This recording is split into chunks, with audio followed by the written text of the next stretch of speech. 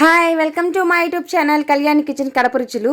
ఈరోజు ఈ వీడియోలో ఒక స్పెషల్ చికెన్ ఫ్రై అయితే చూపించబోతున్నాను. స్పెషల్ అని ఎందుకన్నానంటే 2 రోజులు లేదా 3 రోజులు నిలువ ఉండే చికెన్ ఫ్రై అండి. ఇది ఫ్రిడ్జ్లో కూడా పెట్టుకోకుండా బయటే ఉంచినా కూడా 2-3 రోజుల పాటు పాడవకుండా క్రిస్పీగా అలానే ఉంటుంది. మరి దీన్ని ఎలా తయారు చేసుకుంటారో ఈ వీడియోలో అయితే చూపించేస్తాను. 2 టేబుల్ స్పూన్లు వచ్చేసి ధనియాల పొడి, 1 టేబుల్ స్పూన్ కారపొడి, 2 టేబుల్ స్పూన్స్ మిరియాలు, అలాగే ఒక 2 పెద్ద సైజు గడ్డలండి వెల్లుల్లి పొట్టు తీసేసి ఒలుపుకొని పెట్టుకునింది. మా వదిన వాళ్ళ పిన్ని చేసిందండి, చాలా బాగా చేస్తుందంట.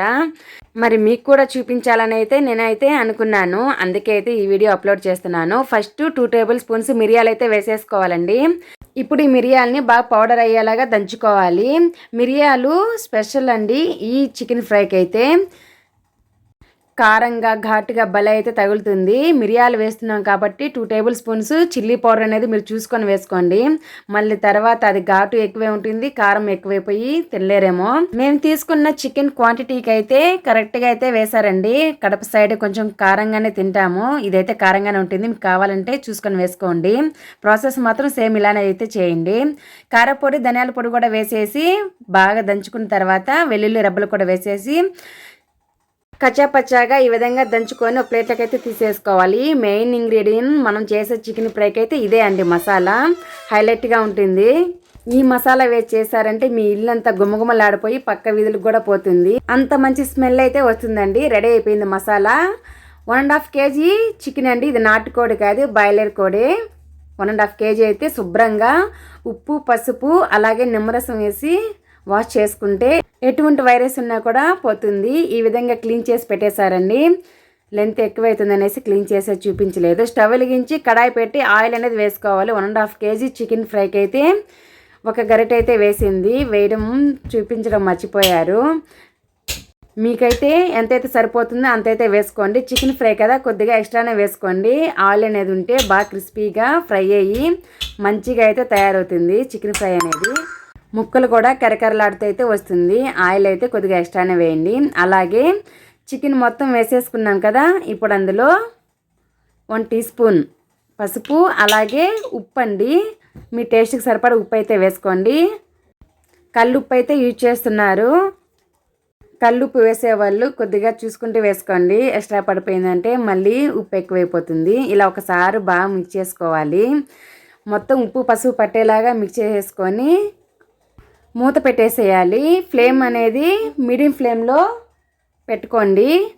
మీడియం ఫ్లేమ్లో పెట్టేసుకొని మధ్య మధ్యలో అయితే అప్పుడప్పుడు మిక్స్ చేసుకుంటూ ఉండాలి కంపల్సరీగా, లేదంటే అడుగంటుతుంది లేదా మాడిపోతుంది. ఒకసారి చెక్ చేసుకుంటూ ఉండండి, మర్చిపోవద్దండి.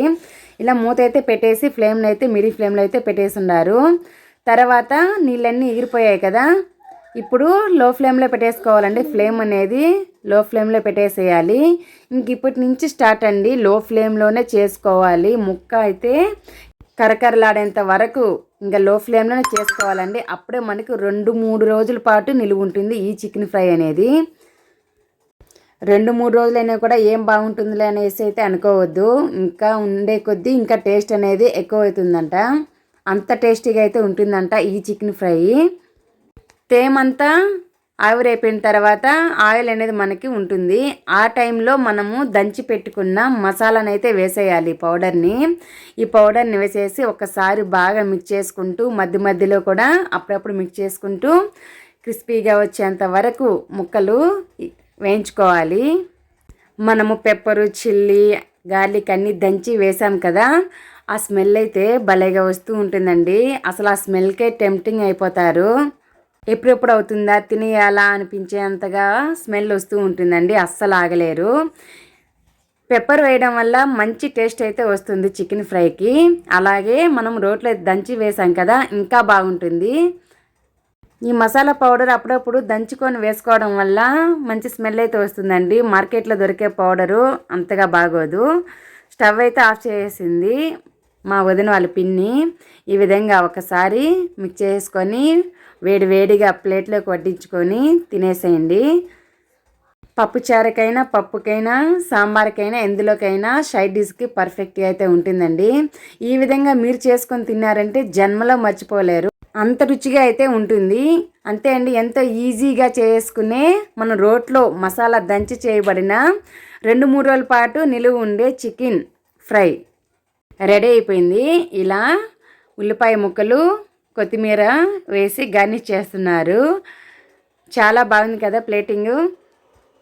మరి ఇంకెందుకు ఆలస్యం, ఈ రెసిపీ నచ్చిందంటే మీరు కూడా ఒకసారి తప్పకుండా ఇంట్లో ట్రై చేయండి. అలాగే నచ్చితే మర్చిపోకుండా ఒక లైక్ చేయడం మర్చిపోవద్దండి. బాయ్.